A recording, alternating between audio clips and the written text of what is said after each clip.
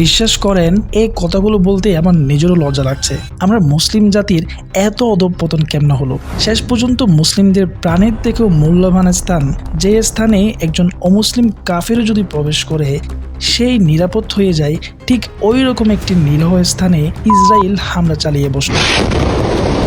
মূল ঘটনা ঘটে গত 28 তারিখ মঙ্গলবার ঠিক সকাল 11:48। কুলাঙ্গার রাষ্ট্র ইসরায়েল গাজা শহরে আল মুত্তাকিন মসজিদে এয়ার স্ট্রাইক চালিয়ে বসে।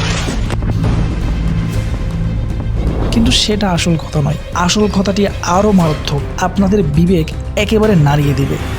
এর আগে আমাদের আরেকটি বিষয় ভালো করে বুঝতে হবে, আর সেটা হলো গত 2023 সালে ফিলিস্তিনের শুধুমাত্র গাজা শহরে 1275টি মসজিদ ছিল, কিন্তু বর্তমানে এর মধ্যে 1050টি মসজিদ ধুলোয় মিশিয়ে দেওয়া হয়েছে। আর এই আল মুত্তাকিন মসজিদটি এই ধ্বংসের তালিকায় সর্বশেষ সংযোজন। এবার আসে আসল কথায়। এই যে ফিলিস্তিনের অসহায় মানুষদের উপর এত হামলা ও ধ্বংসযজ্ঞতা চলমান আছে, এর বিপরীতে এমন কতগুলো মুসলিম রাষ্ট্র আছে যারা এইসব নির্যাতিত মানুষদের রক্ষা করার জন্য ডাল হয়ে দাঁড়ানো তো দূরের কথা, বরং ইসরায়েলের সাথে ঘনিষ্ঠ বন্ধুত্বপূর্ণ সম্পর্ক গড়ে তুলেছে।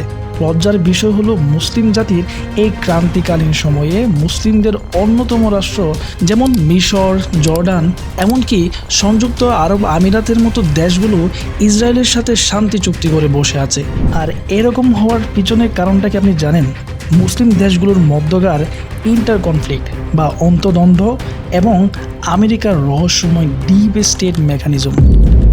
আর এটি খুবই ভয়ঙ্কর। আপনি যদি এই বিষয়টি নিয়ে আরও ডিটেলসে জানতে চান, তাহলে এই ভিডিওটি আপনার টাইমলাইনে শেয়ার করে আমাকে ফলো দিয়ে রাখুন। আর আপনি কি এই মসজিদের উপর হামলাকে সমর্থন করেন? অবশ্যই কমেন্টে জানাবেন।